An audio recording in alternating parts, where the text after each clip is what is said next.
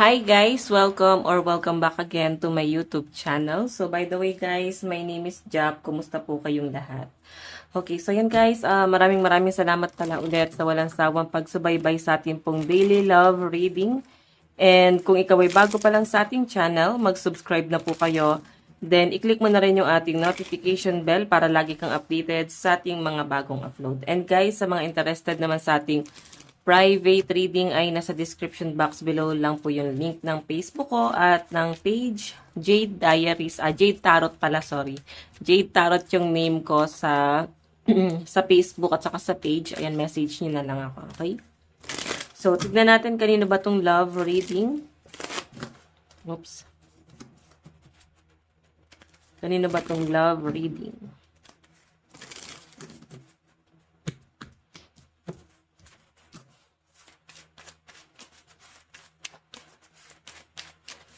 Meron tayong mask. Not showing true feelings, hide, personify, pretend, deludge, gaslighting.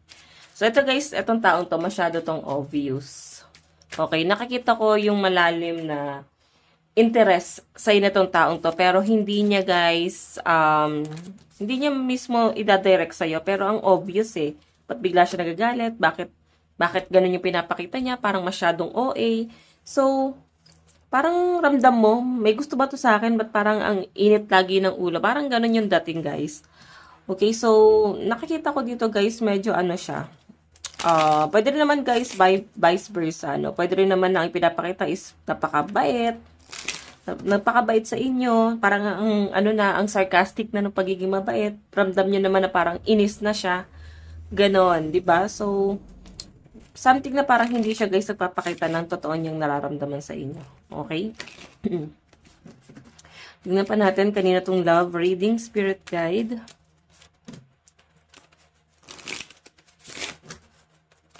Kanina po itong love reading spirit guide. Oops. Ayan. Meron tayong mirror, mirroring each other, self-image, relationship, reflect, our wounds, introspection. Okay, so guys, parang possible na twin flame mo itong taong to. Okay, kasi yung nakikita ko dito, parang meron siyang malalim na interest. Meron siyang malalim na nararamdaman sa inyo, guys, no? And nakikita ko mismo sa person mo na may ano din parang pag twin flame kasi alam niyo na yan, guys, like ko sinasabi sa inyo. Minsan hindi nagkakatuluyan yan, acquaintance lang. Parang ganon. Nagtagpo lang, pero hindi tinadhana. So, pwede na naman guys, person mo to. Tapos, ang dating sa'yo, ba't parang hindi nagsiselos yung person mo? Bakit wala siyang pakiramdam? Ba't hindi siya showy? Hindi mo siya maramdaman? Hello, magparamdam ka naman. Parang ganon. So, pwede rin naman kasi guys, na hindi lang niya pinapakita. Hindi lang talaga siya showy. Pero, yung totoo guys, mahal ka nung taong to. Okay? Tignan pa natin.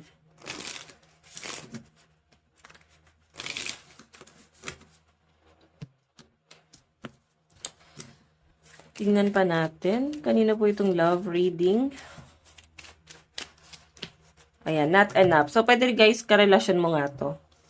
Oo. Tapos parang, ang dating, kagaya ng sabi ko, baka vice versa.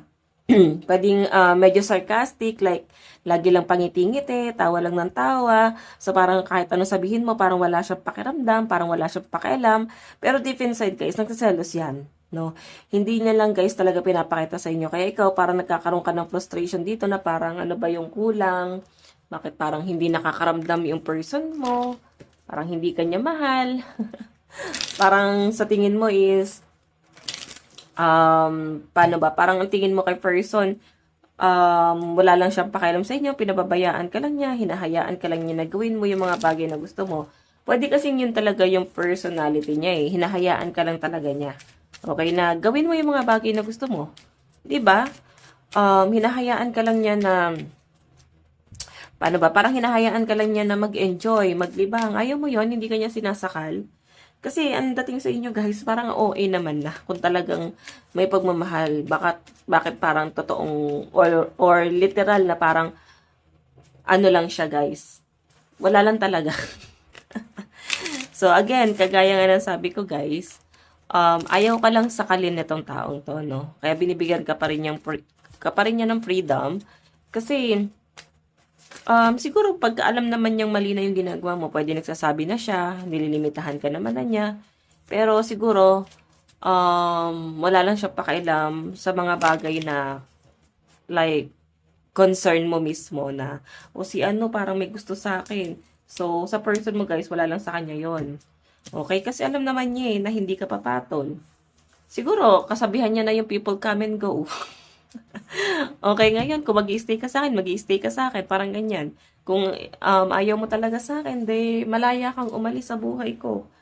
No? Di ba pwedeng ganun yung sa end, no? Sa side ng person mo.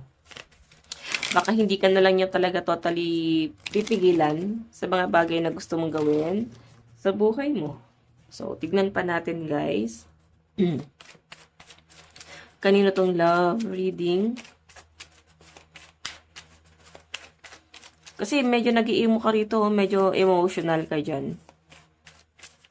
Ay no, frustrated, 'di ba? Nagkakaroon ka ng frustration, ikaw to parang nagiging seloso, nagiging selosa, tapos yung partner mo, guys, parang wala lang pakialam. Okay, natatakot ka na baka anytime pwede kanyang bitawan. Parang nagselos to, guys, no? Yun nga lang, may mga energy nga siya na parang medyo mahina. Okay, pinababayaan ka niya ng ganyan kasi ayaw ka niya sakalin, pero mahal ka niya. Pero may nakikita kasi ako dito, guys, possible na yung mga ganyang personality ng isang tao, mabilis talaga matokso. Ayan, may lumalabas. Mabilis daw matokso yung ganitong klase ng pag-uugali ng isang tao pag walang pakialam talaga sa inyo. So, yung kinakatakot mo, guys, tama yung intuition mo. Okay? Pero this time, yung nakikita ko naman, mukhang wala namang iba, at mahal ka naman ng person mo. Okay? Tignan natin. So, baka may history na kayo ng may issue na talaga kayo ng cheating itong person mo before. Kaya, isa yung sa mga kinakatakot mo na parang bakit ang cold-cold niya. Sumasabay siya sa lamig ng panahon. Diba? 3 months tayong malamig. 3 months nga ba? Hindi ko na rin alam eh.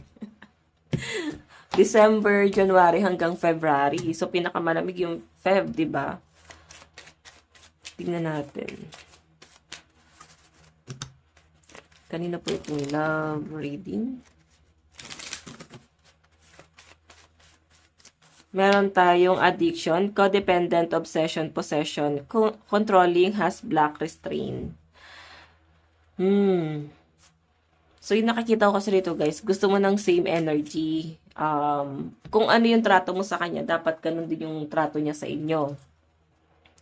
Kung ano yung pinapakita mong pagmamahal sa taong to, dapat same energy lang din kayo. So, ikaw yung tipo ng tao na malaki yung ine-expect mo dito. Okay? Kung ikaw kasi kaya mo na kaya mo intindihin yung sitwasyon, nauunawaan mo si person, kaya mong magpatay mali siya, pero kasi may mga taong nakakapansin, no?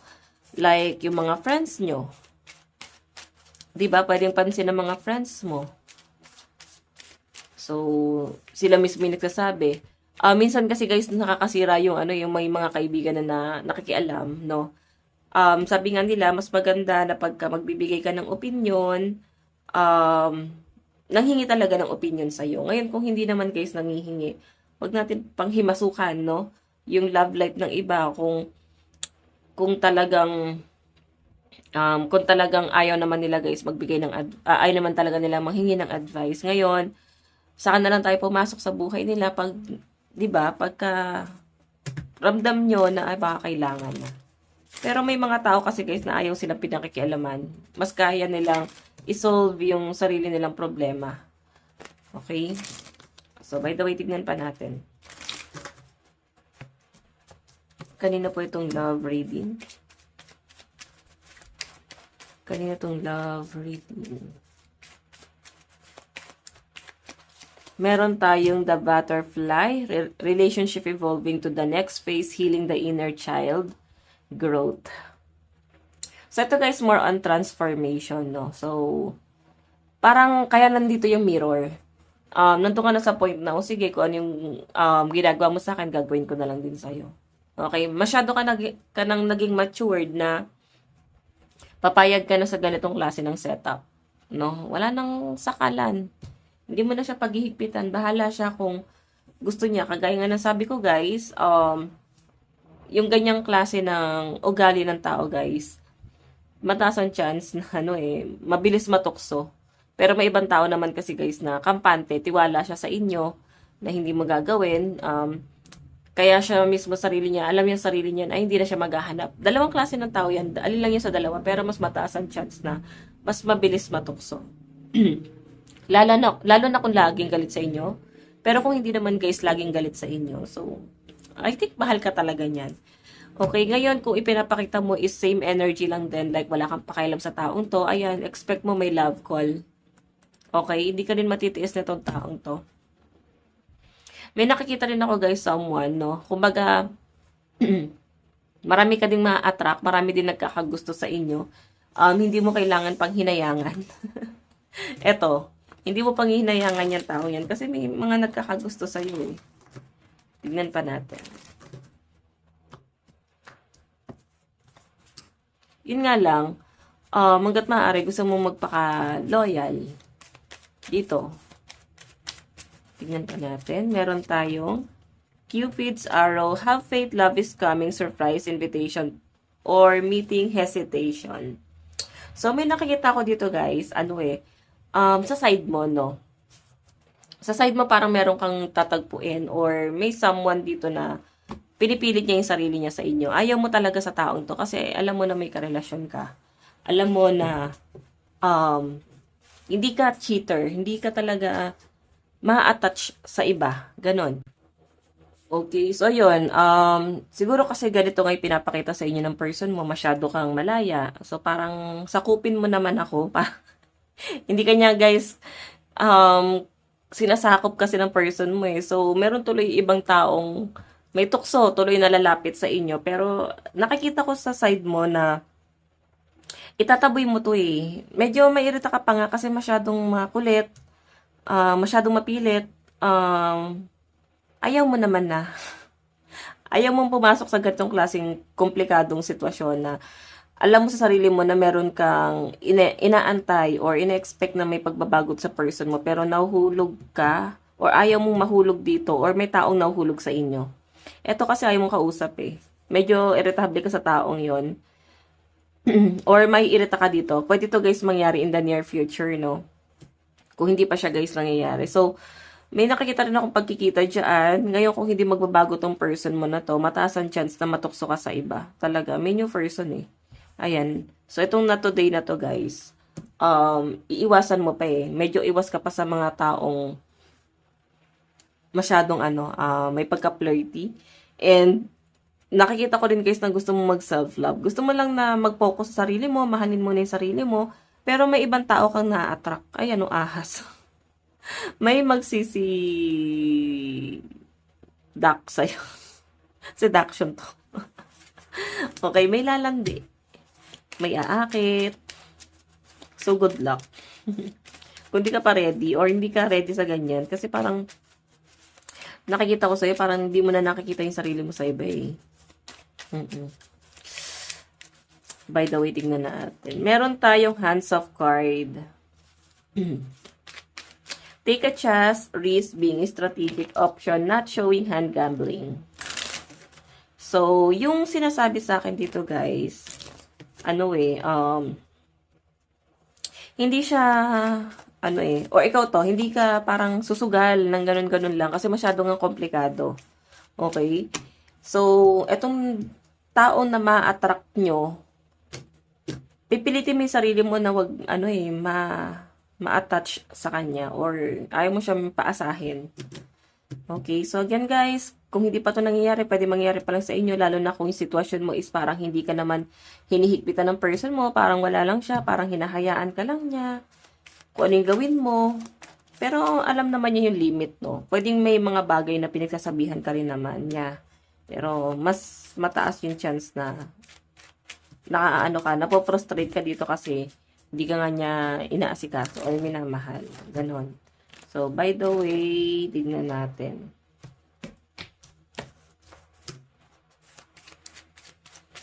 Okay, additional message. Meron tayong separation. Ayan o, naku, mukhang magkakaroon pala ng separation sa inyo ng person mo. Not enough. Okay? So, pwedeng ayaw ka naman yung pakawalan, pero ikaw kasi medyo ano ka na, parang may hindi na talaga tama. Ayun yung nakikita ko dyan, guys. Possible na mag-separate kayo. Or, naghihiwalay na nga kayo. Parang masyado na komplikado tong sitwasyon na to. And merong isang taong parang masayang-masaya dito. Masaya siya kasi nga, ano siya, abangers. Nakaabang siya sa paghihiwalay niyong dalawa. Okay? Tignan natin. Kanina tong love reading spirit guide. Kanina po itong love reading. Okay. Meron tayong chaser. The chaser. Okay. So, meron daw someone na maghahabol. Kumbaga, eto ha, after ng separation, maghahabol din to sa inyo. Pero nakikita ko sa inyo guys na parang ikaw yung unang mas masasaktan. Pero siguro kalaunan, matatauhan ka rin. Matatanggap mo na rin na ito na talaga yung sinapit ng relasyon nyo. And siya naman yung maghahabol dito. So, ayan guys, yung person mo na nonchalant, maghahabol siya. So, ano na, maguguluhan ka na. Kasi dalawang tao na yung nandito. Mas nakikita ko kasi yung energy mo na nanawa ka na sa luma, na parang hindi ka na rin naman na-attach dun sa bago. Parang mas nakikita kita na someone na gusto mo mag-self-love muna. Parang focus muna ako sa sarili ko, mahalin ko muna yung sarili ko. Hindi mo kayang i-attach muna yung sarili mo sa iba kasi masyado ng um, masyado ng komplikado, parang ganun. Tignan natin. Kanina po itong love reading. So, by the way, meron tayong wedding ring. Nako, maghahabol pala sa inyo tong person na to. And this time, guys, gusto kanyang bigyan ng assurance. Ito may wedding ring. Okay, pwedeng magpo-propose sa inyo si person. Pwedeng yun lang din naman yung parang inaantay mo dyan na magiging assurance mo na parang pakasalan ka niya or magpakasal kayo. So, parang ready na siya magpakasal. Yun lang kung ready ka pa ba. Okay, kasi mas nakikita ko na gusto mo mag-self-love muna. Okay? So, by the way, tignan pa natin.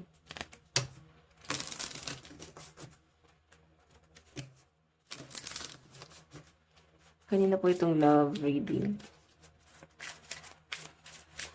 Meron tayong why can't you see my heart? Ayun.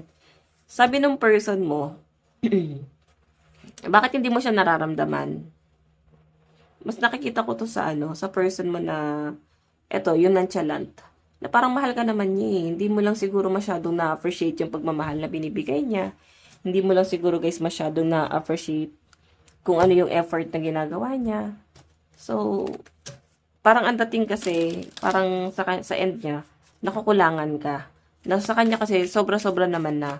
Ngayon, pwedeng hindi na siya gano'n nag-effort kasi, ano pang saysay?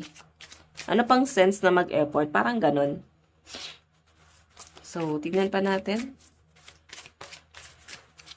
Meron tayong no challenge is too big for us to overcome. Ayan. So, sinasabi dito ng person mo guys, papanindigan ka. Malakas yung energy ng mga single dito na masyadong frustrated doon sa relasyon nila ng partner niya. Masyadong masyadong naguguluhan, ganon. Naguguluhan ka na, ano ba pipiliin mo? Parang, shit, ang ganda ko pala, parang ganon, ang gwapo ko pala, parang, bakit kailangan mag-stay, bakit kailangan magtiyaga doon sa nonchalant nilang jowa, may iba naman pala nagkakagusto. So, kaya nga sabi ko sa inyo, guys, mas malakas yung energy rito ng wait nga, ayusin ko to. Mas malakas yung energy rito ng magsa-self-love mo na talaga, lalo ng mga single. Parang gusto nyo muna mag-focus talaga sa sarili nyo, as in. So, kung yun naman talaga yung nakikita mo, hindi naman kita nakikita na sobrang broken-hearted. Oo, mas nakikita kita na someone na kaya mo. Hindi na to magiging kawalan sa inyo. Parang payapa na, parang ganun. So, by the way, meron tayong I'm always drawn to your heart's light. So, yung sabi rito, guys, Etong I'm always drawn to your heart's light, parang ikaw yung siguro ikaw yung nagbibigay liwanag or ikaw yung mga nagbibigay ng mga clarification, nagka-clarify ng mga bagay-bagay. So, yun na nga guys, no? Parang, siguro masyado ka matured, malawa ka mag-isip, matalino kang tao, and yung advice na naibibigay mo, nagpapaklarify sa taong to, na, ay, kailangan ko tong taong to. Mahal ko tong taong to. Okay, so, by the way, tingnan natin. Meron tayong love shouldn't feel this heavy. Ayun. Medyo mabigat na pala para sa kanya to, guys. Nasasaktan naman pala. Pero guys, ito ha, nasasaktan din yung other person na abangers. Yung nag-aantay na masira yung relasyon nyo kasi gusto niya nasaluhin ka. Gusto niya na para maging part ng buhay mo. Nakikita ko dito sa taong to na kung hindi ka na kayang pahalagahan ng person mo, dito naman ako, pahalagahan naman kita. Parang ganon. Medyo mabigat na para sa kanya na nakikita kang nahihirapan, na nakikita kang nabibigatan na doon sa sitwasyon mo. Nasasaktan siya. Ganon yung nakikita ko, nasasaktan siya. Pero, mas nasasaktan siya na nasasaktan ka doon sa taong yon. Parang mas naiinis siya doon sa person mo na sinasaktan ka. Kasi siya, willing siyang mahalin ka eh. Willing siyang alagaan ka eh. So, yun. Hindi niya alam kung selos ba to or ano yung nafe-feel niya ngayon. Pero siguro, hindi siya totally selos. Naiinis siya kasi ba't sinasayang ng iba yung pinapantasya niya. Parang ganun. So, titignan natin guys Ayan, dalawang tao yung naluloka sa'yo. Pero guys kasi, nasubukan mo na yung person mo, kung tatanungin mo ha, piliin mo na yung bago. Kasi isipin mo na lang, di kanya nga inalagaan nung kayo eh. Tapos sa kanya naiisip na bumawi nung naghiwalay kayo. Tapos meron ditong someone na handang mahalin ka. May someone na nag-aantay lang. Ngayon, galit ka pa sa kanya, kung nagagalit ka sa taong yun, or naiirita ka sa taong yun. Nagtitiis siya, nagtsatsaga siya, nagsusorry siya, nanunuyo siya. Ramdam mo yung yung sincerity ng tao. So, for my opinion, siguro, kung ikaw tong binabasahan ko, piliin mo yung pangalawa. Okay? Kasi hindi ka nilagaan nung una eh. Kung kailang naghiwalay kayo sa kanya, sinasabi na ibibigay niya yung stability, sa kanya gustong bumawi, sana noon pa. Nasubukan mo na eh. Paano kung hindi magbago? Diba? So, sayang yung panahon at oras. Tignan natin ano yung nararamdaman ng person. Tignan natin kung sino to. Ano yung nararamdaman ng person mo sa'yo ngayon? Kasi parang wala ka na rin pakialam doon sa, sa luma. Oo. Nararamdaman sa'yo ng person mo. O, diba? Ito yung energy ng new person. Nasa-soul searching siya ngayon. Nag-iisip-isip, naguguluhan. Siya eh, napaka-consistent tong energy niya na gusto ka talaga niya. Mag-aantay talaga siya, guys. Hanggang sa parang malaya ka na. Hanggang sa parang handa ka na. Tignan natin. Meron tayong Ace of Wands. Beginning, creativity, idea, offering, birth will. Diba? Ito guys ay pag sinabing Ace of Wands, medyo delay, no? Parang parang ang nakikita ko sa bagong tao, bakit hindi kanya nakilala noon? Bakit hindi kanya niligawan noon? Kasi marami na palang chances na parang magtatagpo pala talaga yung landas nyo. Pero hindi siya guys nagkakataon na parang magkita kayong dalawa. Alam mo yon na parang pwede nagkikita pero hindi nyo guys nakuhang maging close or hindi kanya nakilala that time. So, isa yun sa mga parang pinanghihinayangan niya. Parang bakit ngayon lang kita naging close? Ba't ngayon lang kita nakilala? Sana noon pa pala na medyo malaya ka pa. Ngayon medyo komplikado na.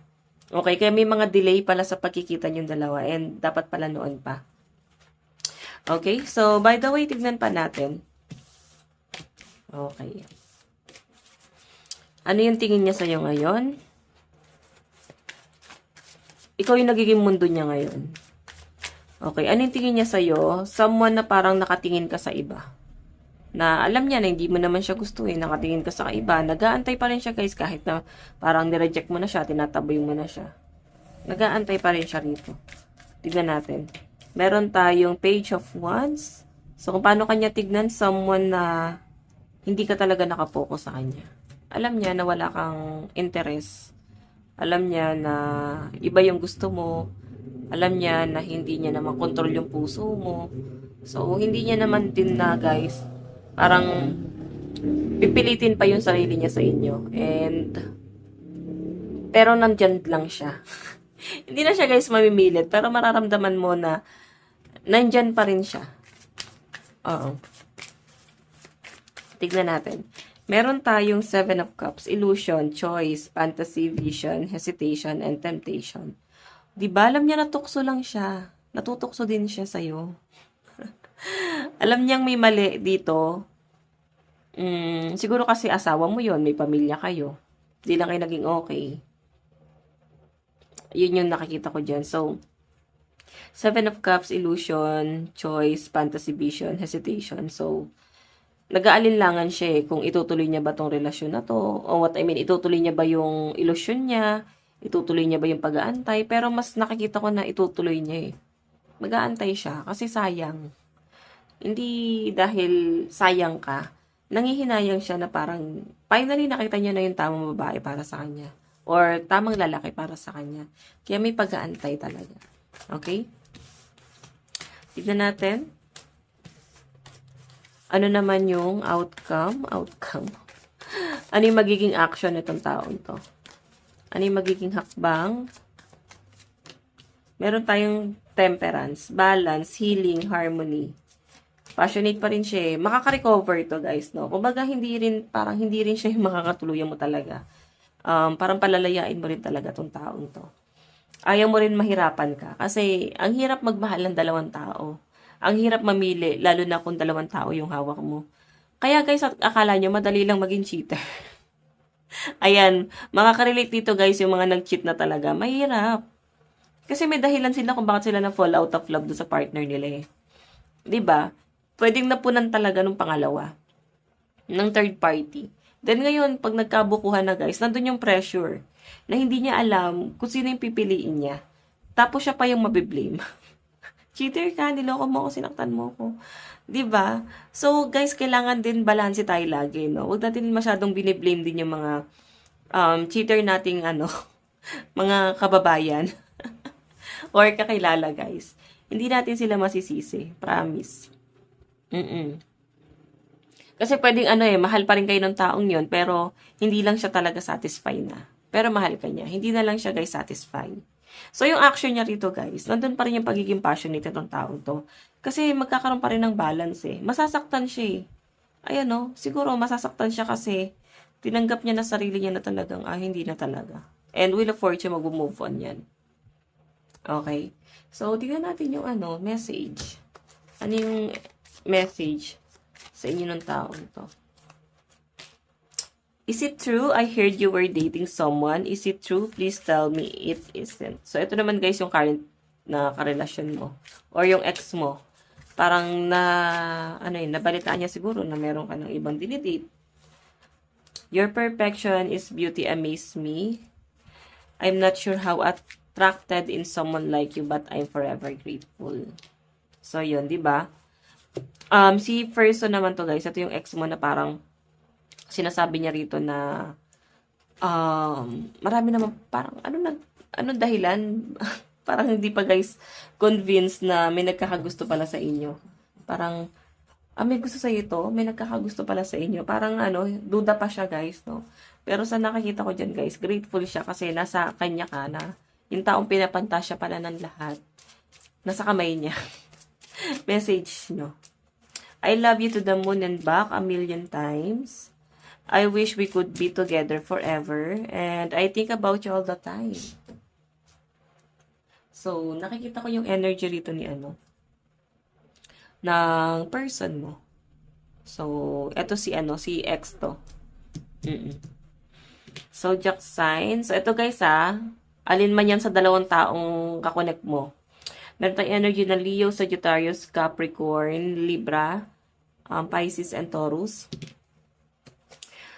Scorpio, Virgo, Sagittarius, Leo, Cancer, and Aries energy.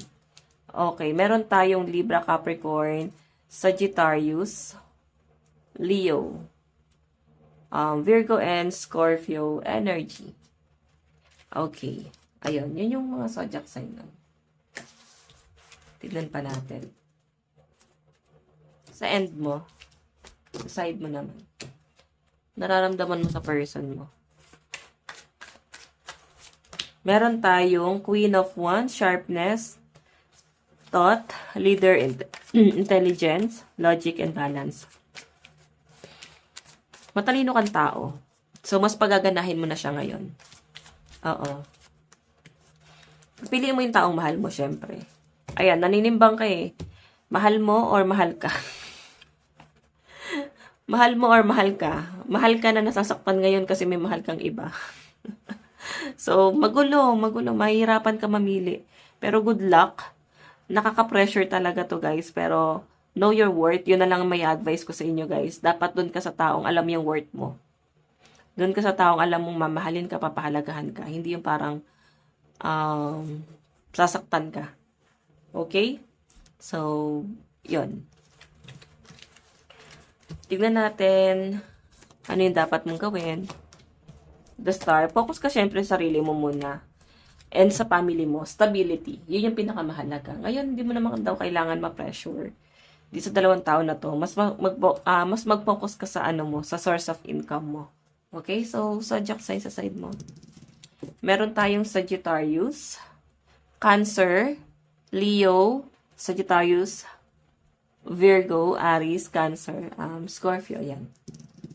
Last one, Leo, Aries, Taurus, Gemini, Virgo, and Cancer energy. So, in the near future, saan na kayo papunta? Wedding ring. Naku, ikakasal ka pa rin. Guys, ang sinasabi talaga nung card, alin lang sa dalawang yan, kung kanino ka ikakasal. Sa taong ka-talking stage mo na nag-aantay sa'yo or sa taong niloko ka. Kay new person or past person. Alin lang sa dalawang taong to na kakilala mo ngayon, dyan ka mismo ikakasal. Okay? So, good luck sa pagpili. So, guys, again, maraming salamat. God bless and love you all. Bye-bye.